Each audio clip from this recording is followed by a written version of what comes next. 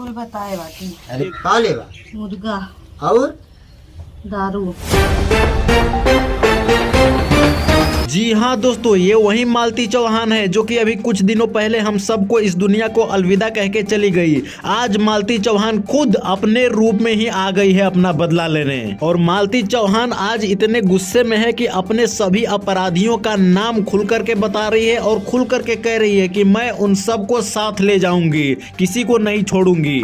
तो का हाल बा भाई लोग, आशा करतनी कि अच्छा होखब आ मस्त होखब। तो भाई लोग आप लोग वीडियो में एखनी है जा कि मालती चौहान आ गिल वाली खेलत अली, माने कि अब भैया मालती चौहान अब हमनी के बीच में नहीं की, फिर भी वो रिपोर्टर बनैले बा न कि मालती चौहान आ गिल वाली, मालती चौहान के आत्मा आ गिल बा और खोलत पूरा राज कि के हमके मरले बा। तो भाई लोग ई ऐसन हो सकेला, मालती चौहान के आत्मा कोई पया सकेला, एकर विश्वास सब कोई करता, मगर मालती चौहान अपने पया के कैसे खेली हम भैया। तो मालती चौहान अब इस दुनिया में है कि जे भी हत्यारा बा ओके मारे के रहे मार अलस, शांति हिलल हुई ओके। मगर भैया ई फेक वीडियो बा, मालती चौहान है कि मालती चौहान कोई पुराना वीडियो बा, मालती चौहान का पुराना वीडियो खबर की उठा के भाई तो हम लोग के पूर्वक अनावत ना कि देखिए मालती चौहान आ गई है, पूरा सच्चाई खोल रही है। अरे भैया जब सच्चाई खोले के रही तो आज ले अब ले सच्चाई खुलल रही तो हत्यारा पकड़ाई रही, ऐसा ही मालती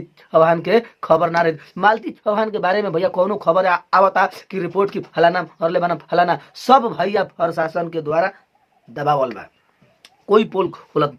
तो भाई लोग आज के डेट में ये बात जेकरा पास रुपया बा वो अपन दे दे, सब काम एकदम फिनिशिंग हो जी। तो भाई लोग जी हम वीडियो के एंड करतनी, आप लोग का कहतनी है वीडियो के हमारा बारे में कमेंट करके बताई हिला तनी, फिर कौन ऐसा नहीं वीडियो के लेके तब तक के लिए हमारे यूट्यूब चैनल के सब्सक्राइब कर दे जा, फेसबुक पेज पर होकर जा तो पेज के फॉलो कर दे जा। धन्यवाद।